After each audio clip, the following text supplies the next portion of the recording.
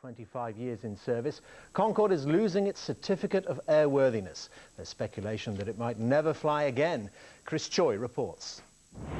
Only the distinctive nose of this BA Concorde is allowed beyond the hangar tonight. By now this aircraft should be in New York. Instead, it and every other jet of its type in the world is grounded indefinitely.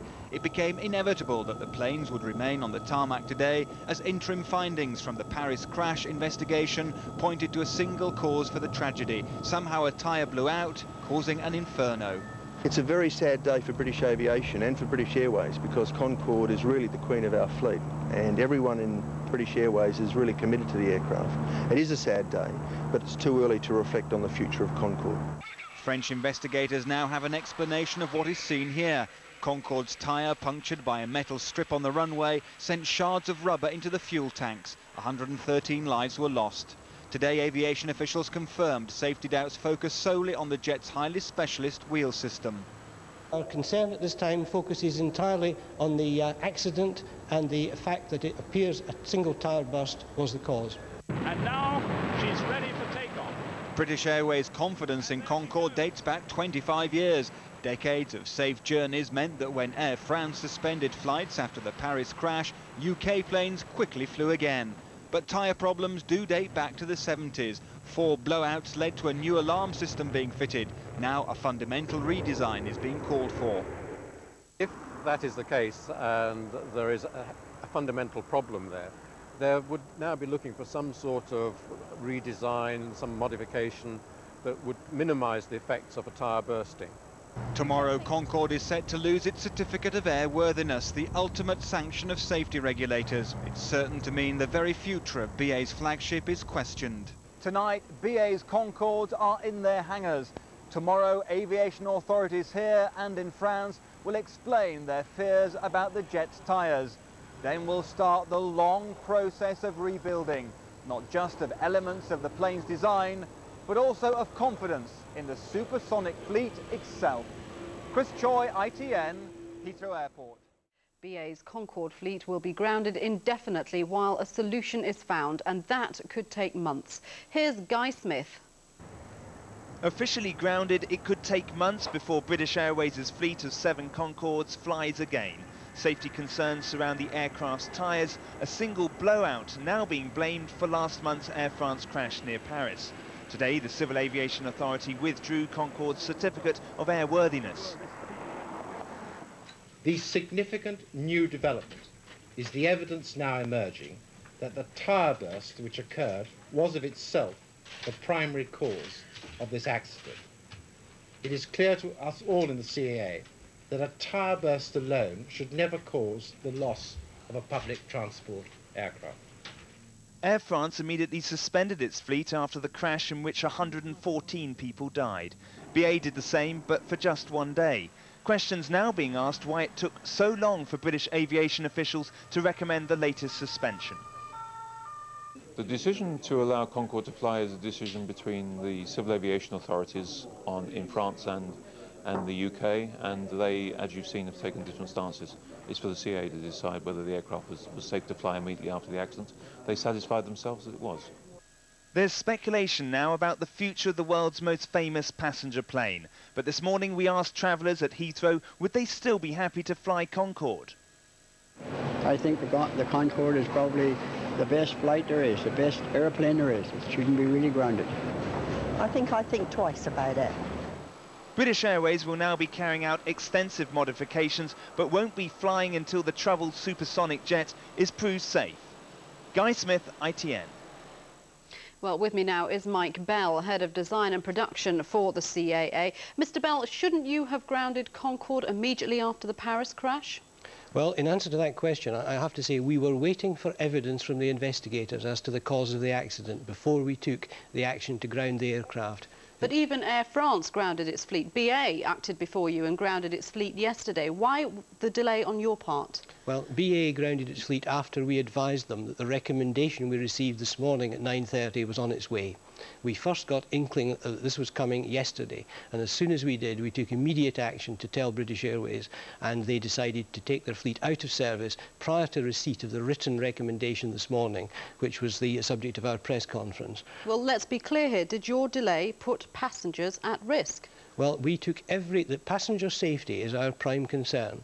And after the Concorde accident on the 25th of July, we took every precaution to ensure that British Airways was perfectly safe, and we believe it was. We give them our full support, and I would have perfectly happy to fly on it myself. Well, if you were perfectly happy to fly on it yourself then, why have you grounded it now? Because new evidence has come to light. This is quite unprecedented. We have discovered for the first time in the history of the aircraft that a single tyre burst has actually precipitated this accident. Up to now, the tyre burst had been in a sequence of events which may have led to the accident. The fact that the tyre alone has caused this accident makes it quite unique, and that's something we must immediately address. Very quickly and very briefly, will Concorde fly again? I sincerely hope so. We'll do everything in the authorities' power to make sure that modifications are put in place to enable this to happen again. OK, Mr Bell, thank you very much. Welcome to BBC News at 1. Air safety officials have been giving their reasons for grounding Concorde. They've confirmed that last month's crash in Paris, in which 113 people died, was caused by one of the plane's tyres bursting on takeoff. The Civil Aviation Authority added that this incident alone should not have been enough to cause the tragedy. The CAA also said there had been 70 tyre incidents since 1976, and it had no alternative but to recommend suspension of Concorde's Certificate of Airworthiness. All 7 BA Concordes are now back at Heathrow, and that's where they'll stay for the foreseeable future. All of the planes have had their Certificate of Airworthiness suspended. In effect, that means aviation authorities consider they're not safe to fly until modifications have been made. This morning, crash investigators gave details of their initial report, which led to the suspension. Tyre debris alone may have been responsible for a major rupture of at least one of the fuel tanks. Now, it is a certification requirement for all aircraft that tyre debris alone should not be able to puncture fuel tanks and lead to this catastrophic outcome. While Air France suspended its Concorde flights immediately after the crash, BA continued to fly until last night, this aircraft returning to London with just its crew. The Civil Aviation Authority has defended its decision not to ground them earlier, despite growing evidence that a burst tyre had led to the crash. The recommendation coming from the joint body was not formulated till over the weekend and advised to us yesterday. And until we had that recommendation, we could not act. The tyre burst was the start of a sequence of events. Rubber debris punctured a fuel tank, the fuel then ignited and damaged hydraulic systems as well as 2 engines. In its flying history, Concorde has suffered 7 other serious tyre bursts. The 7 previous instances of fuel tanks being ruptured were caused by metal debris from the wheel itself, not by the tyre. This is the first instance that a piece of tyre is thought to have ruptured a fuel tank. Concorde is profitable, but only a small part of BA's turnover. It says it hopes to resume flights eventually, but the image of its flagship aircraft has been further tarnished. If Concorde is to fly again, its operators will need to satisfy the safety authorities that the chain of events which caused this crash can never be repeated. The Civil Aviation Authority says it doesn't know how long that will take or what modifications might be needed. Daniel Bircher, BBC News at CAA headquarters. A short time ago, I spoke to the chairman of the Civil Aviation Authority, Sir Malcolm Fields, and asked him if all Concorde flights should have been suspended immediately after the crash. We thought very carefully about this at the time of the accident and discussed it with British Airways, and our view was that there was no clear evidence as to the reasons for the accident.